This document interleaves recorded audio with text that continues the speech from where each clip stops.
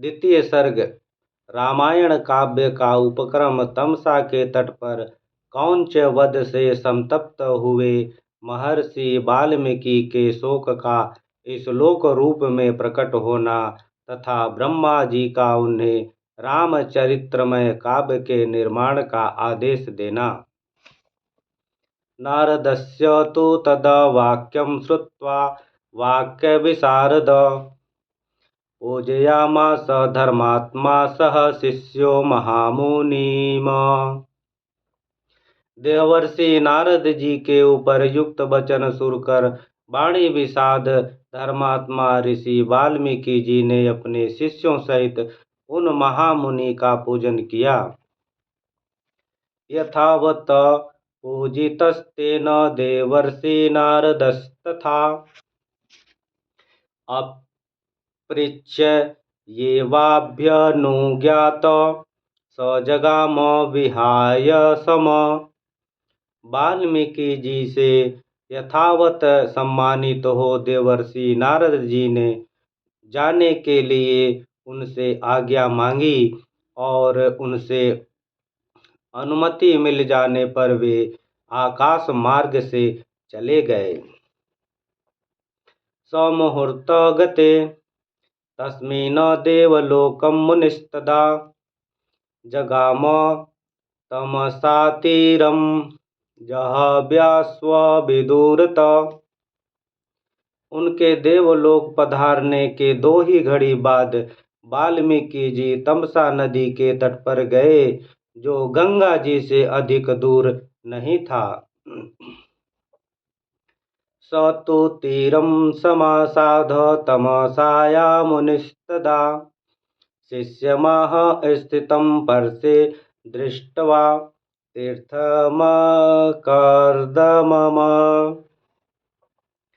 तमसा के तट पर पहुंचकर वहां के घाट को कीचड़ से रहित देख मुनि ने अपने पास खड़े हुए शिष्य से कहा, अकर्दममिदं तीर्थं भारद्वाज निशामयं रमणीयं प्रसन्नाम्बो सम्मोनुष्य मनोग्रथा।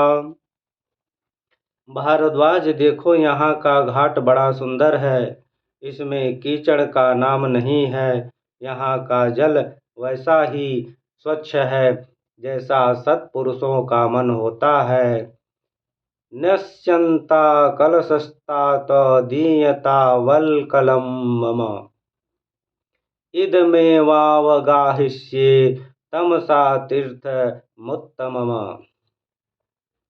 तात, यही कलश रख दो और मुझे मेरा वल्कल दो। मैं तमसा के इसी उत्तम तीर्थ में स्नान करूँगा।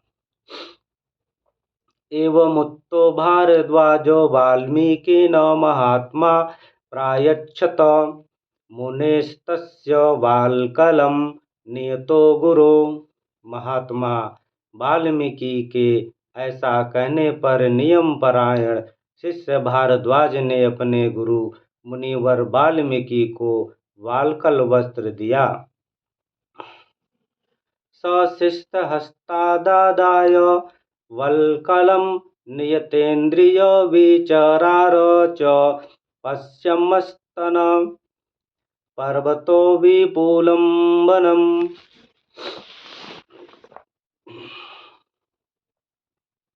शिष्य के हाथ से वल्कल लेकर वे जितेंद्रिय मुनि वहां के विशाल वन की शोभा देखते हुए सब ओर विचरने लगे। तस्याभासे तु मिथुनं चरन्तमनपायिनं ददर्श भगवांस्तत्र कौञ्चयोश्चारुनिस्वनम्। उनके पास ही कौंच पक्षियों का एक जोड़ा, जो कभी एक दूसरे से अलग नहीं होता था, विचर रहा था। वे दोनों पक्षी बड़ी मधुर बोली बोलते थे। भगवान वाल्मीकि ने पक्षियों के उस जोड़े को वहां देखा। तस्मानो तु मिथुनादेकं पुमासं पापनिश्चय जघानो वैरनीलयो निषादस्तस्य पश्यत। उसी समय पापपूर्ण विचार रखने वाले एक निषाद ने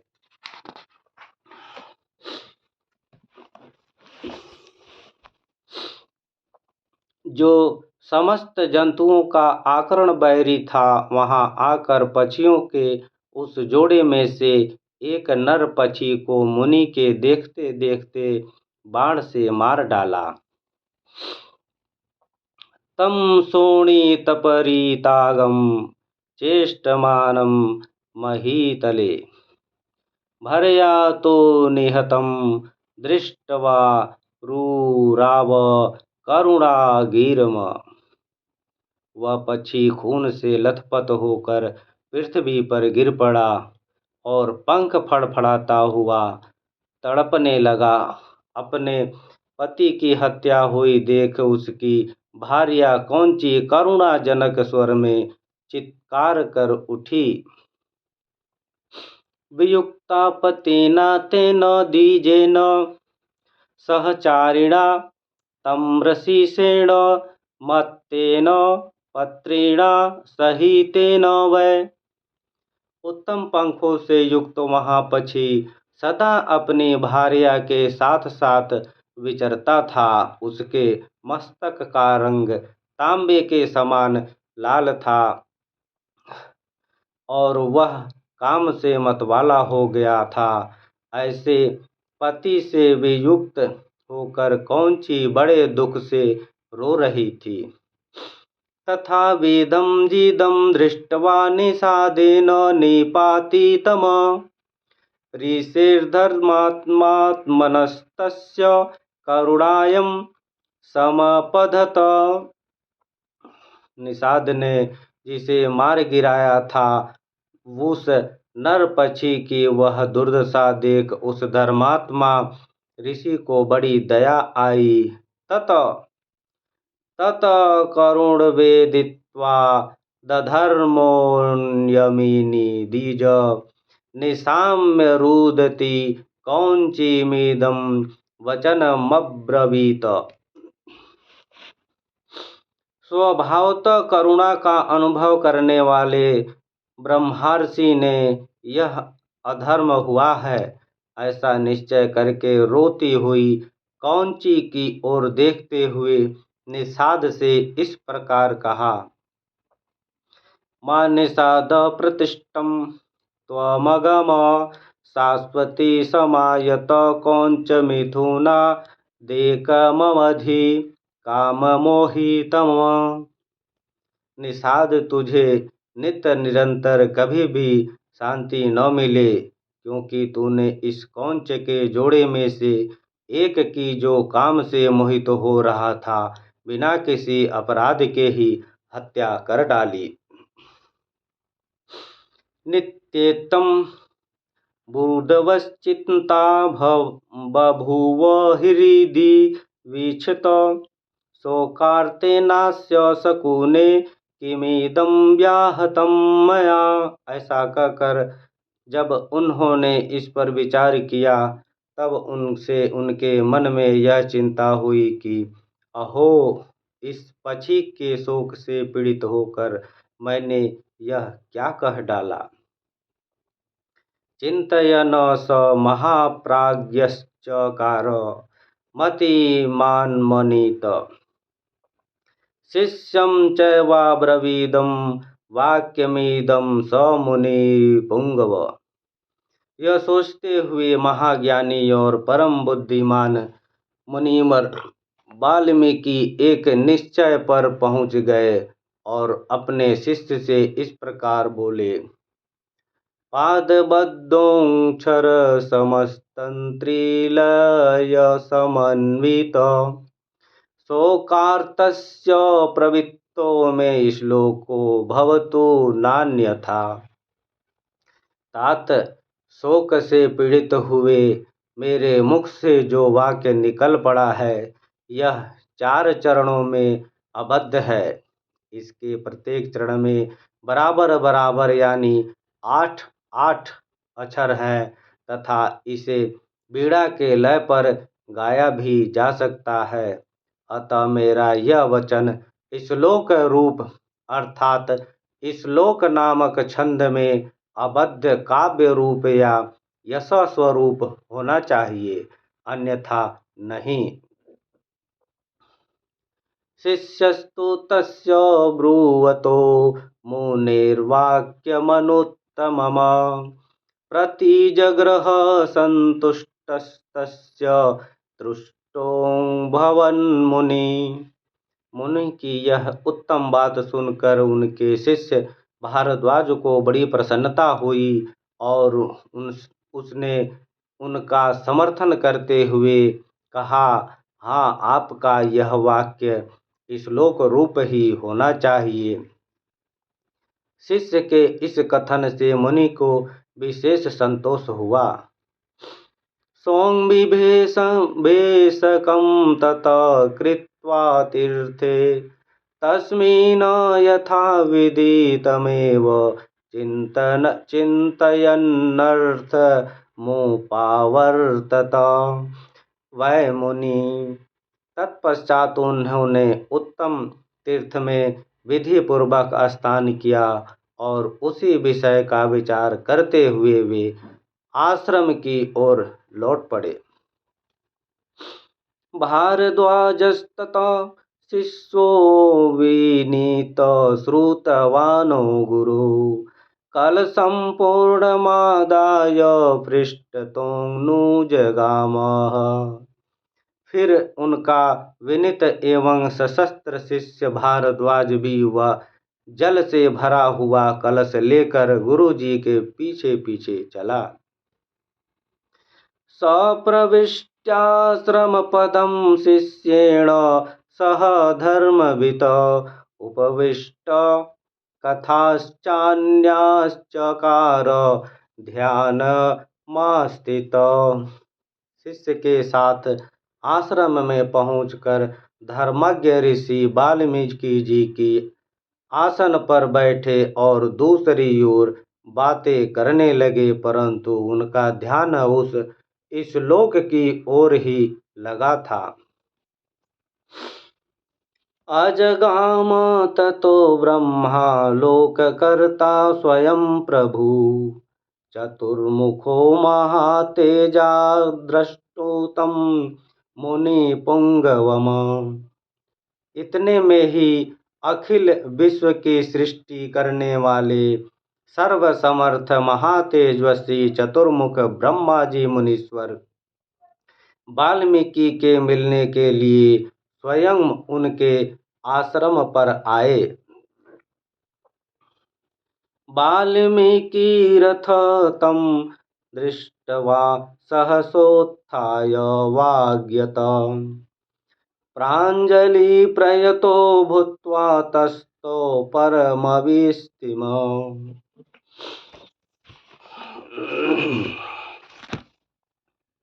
उन्हें देखते ही महर्षि वाल्मीकि महात्मा उठकर खड़े हो गए। वे मन और इंद्रियों को वश में रखकर अत्यंत विस्मित हो हाथ जोड़े चुपचाप कुछ काल तक खड़े ही रह गए, कुछ बोल न सके। पूजयामास तं देवं पदाद्यार्मसनवन्दन प्रणम्य विधिवच्चैनं पुष्ट्वा चैव निरामयम्। तत्पश्चात उन्होंने पाद अर्घ्य आसन और स्तुति आदि के द्वारा भगवान ब्रह्मा जी का पूजन किया और उनके चरणों में विधिवत प्रणाम करके उनसे कुशल समाचार पूछा। अथोपविश्य भगवानासने परमार्चिते वाल्मीकये च ऋषये सन्दिदेशासनं तथा। भगवान ब्रह्मा ने एक परम उत्तम आसन पर विराजमान होकर वाल्मीकि मुनि को भी आसन ग्रहण करने की आज्ञा दी। ब्रह्माण समनुज्ञात संयप्पुपावीश दासने उपविष्टे तदा स्मिन् साक्षाल्लोकपितामहे तद्गते वै न मनसा वाल्मीकिर्ध्यानमास्थित पापात्मना कृतं कृष्टं वैरग्रहणबुद्धिना यत तादृशं चरूणवं कौञ्चं हृदयादकारणात्। ब्रह्मा जी की आज्ञा पाकर वे भी आसन पर बैठे। उस समय साक्षात लोक पितामह ब्रह्मा सामने बैठे हुए थे। तो भी वाल्मीकि का मन उस कौंच पक्षी वाली घटना की ओर ही लगा रहा था। वे उसी के विषय में सोचने लगे और जिसकी बुद्धि वैर भाव को ग्रहण करने में ही लगी रहती है, वह पापात्मा व्याध ने बिना किसी अपराध के ही वैसे मनोहर कलरव करने वाले कौंच पक्षी के प्राण ले लिए। सोचन्नेव पुनः कौञ्चीपुपश्लोकमीमं जागो पुनरन्तर्गतमना भूत्वा शोकपरायण।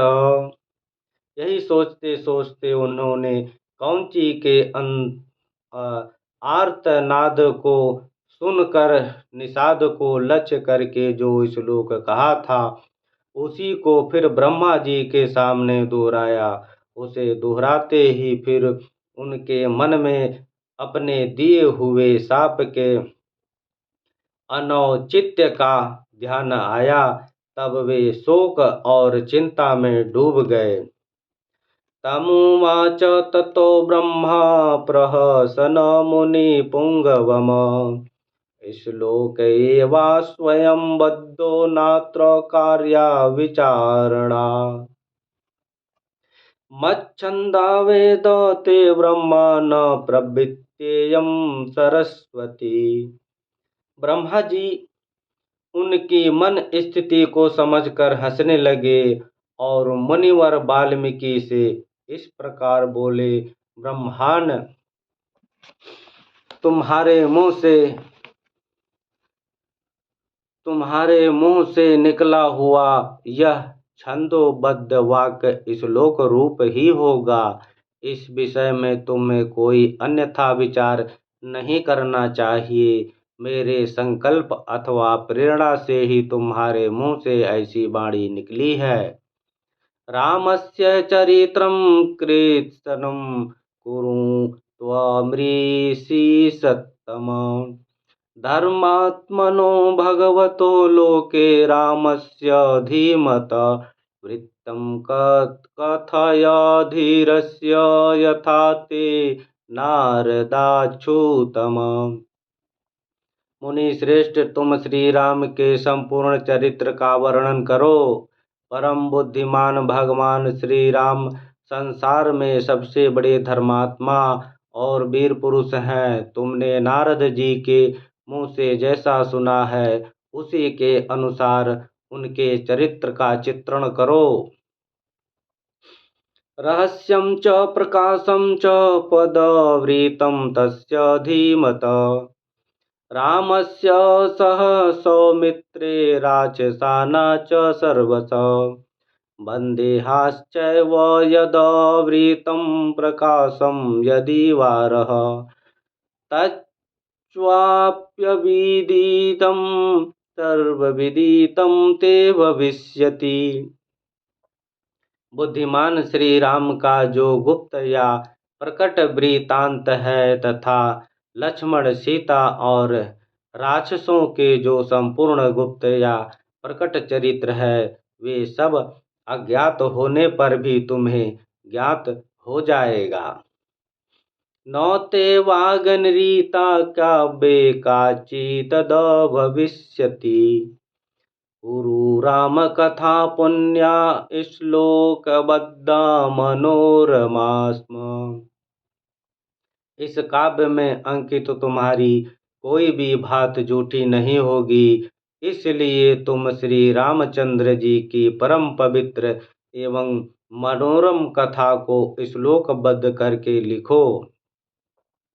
यावत स्थायन्ति गिरय सरितश्च महीतले तावद रामायण कथा लोकेषु प्रचरिष्यति। इस पृथ्वी पर जब तक नदियों और पर्वतों की सत्ता रहेगी तब तक संसार में रामायण कथा का प्रचार होता रहेगा। यावदो रामस्य च कथा त्वत्कृता प्रचरिष्यति तावदृष्ट्वा त्वं मल्लोकेषु निवस्यसि। जब तक तुम्हारी बनाई हुई श्री राम कथा का लोक में प्रचार रहेगा तब तक तुम इच्छा अनुसार ऊपर नीचे तथा मेरे लोक में निवास करोगे। इत्युक्त्वा भगवान् ब्रह्मा तत्रैवान्तरधीयत ततः सशिष्यो भगवान् मुनिर्विस्मयामयो। ऐसा कर कर भगवान ब्रह्मा जी वहीं अंतर्धान हो गए। उनके वहीं अंतर्धान होने से शिष्यों सहित भगवान वाल्मीकि मुनि को बड़ा विस्मय हुआ।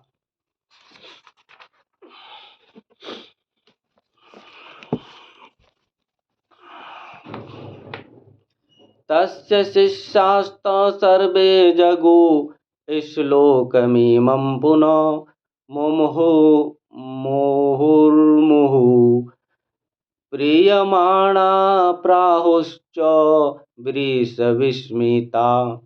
तदनंतर उनके सभी शिष्य अत्यंत प्रसन्न होकर बार बार इस श्लोक का गान करने लगे तथा परम विस्मित हो परस्पर इस प्रकार कहने लगे।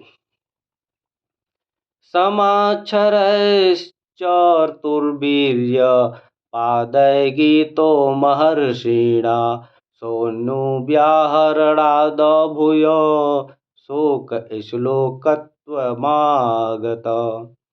हमारे गुरुदेव महर्षि ने कौंच पक्षी के दुख से दुखी होकर जिसका समान अक्षरों वाले 4 चरणों से युक्त वाक्य का गान किया था वह था तो उनके हृदय का शोक किंतु उनकी वाणी का उच्चारित तो होकर इस लोक रूप हो गया। तस्य बुद्धिरियं जाता महर्षिर्भावितात्मना कृत्स्नं रामायणं काव्यमीदृशं करवाण्यहम्।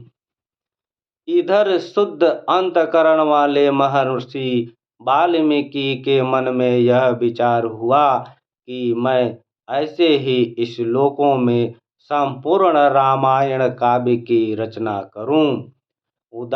उदार वृत्तार्थ पदैर्मानोरमय स्तदाश्च रामस्य चकार कीर्तिमान। समाक्षर श्लोक सतैर्य सविनो यशस्करं काव्यमुदार दर्शन। यह सोचकर उदार दृष्टि वाले उन यशस्वी महर्षि ने भगवान श्री रामचंद्र जी के चरित्र को लेकर हजारों श्लोकों से युक्त महाकाव्य की रचना की जो उनके यश को बढ़ाने वाला है। इसमें श्री राम के उदार चरित्रों का प्रतिपादन करने वाले मनोहर पदों का प्रयोग किया गया है। तदुपगत समास संधि योगम सममधुरोपनतार्थवाक्यबद्धम् रघुवर चरितम मुनि प्रणीतम दशशीर्षश्च वधम निशामयध्वम्। महर्षि वाल्मीकि के बनाए हुए इस काव्य में तत्पुरुष आदि समासों, दीर्घ गुण आदि संधियों और प्रकृति प्रत्यय के संबंध का यथा योग्य निर्वाह हुआ है। इसकी रचना में क्षमता, पतत, प्रकर्ष आदि दोषों का अभाव है। पदों में माधुर्य है और अर्थ में प्रसाद, गुण की अधिकता है। भावुक जनों इस प्रकार शास्त्रीय पद्धति के अनुकूल बने हुए इस रघुवर चरित्र की रामायण वध के प्रसंग को ध्यान देकर सुनो। इत्यादि श्री रामायणो वाल्मीकिये आदि काव्ये बालकांडे द्वितीय सर्ग। इस प्रकार श्री वाल्मीकि निर्मित अर्ष रामायण आदि काव्य के बालकांड में दूसरा सर्ग पूरा हुआ।